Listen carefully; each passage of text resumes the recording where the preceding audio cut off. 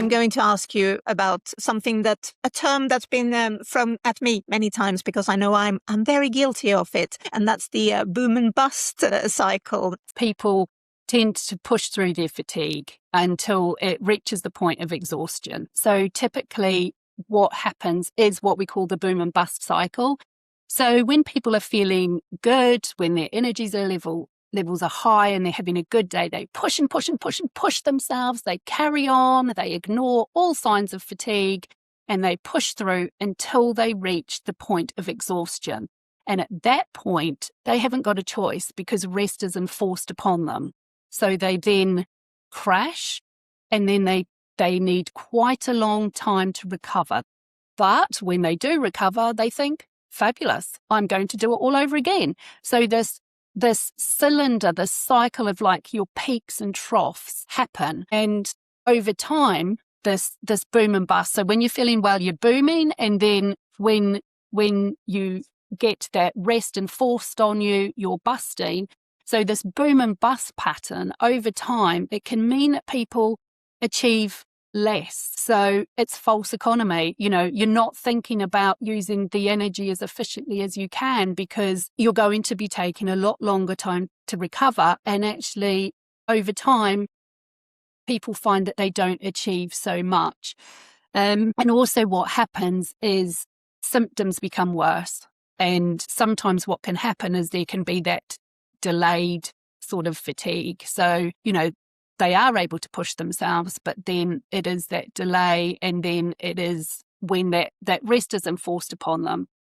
And what we want to prevent is that exhaustion and the longer time to recover. And again, that's when, thinking about your pacing can really help. And a lot of this boom and bust is initially linked to feeling guilty, but also a lot of it is linked to not actually understanding fatigue and how the energy saving strategies can support that. But by far, that is definitely the biggest mistake that I see all the time. I think for me, I often feel the fear of being judged. And that's why I kind of almost like to prove a point, and then I kind of push through. And most of the time, my friends, my colleagues, they're all like, why are you doing this? You don't need to prove anything. But I'm still kind of, I don't know if I'm actually proving it to myself more than to them, but it and then I pay the price. Yeah.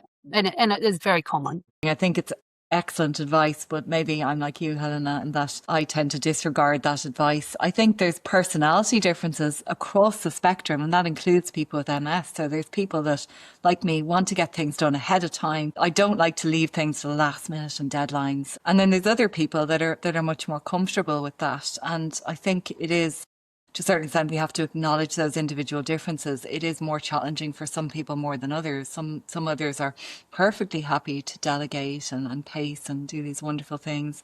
Others find it really challenging because, again, that whole thing of feeling like, not that you're letting others down, but letting yourself down. It's like, these are the standards. I have to do this. I have to do that. So it definitely takes a bit of work, and it takes that kind of ongoing reflective process as well.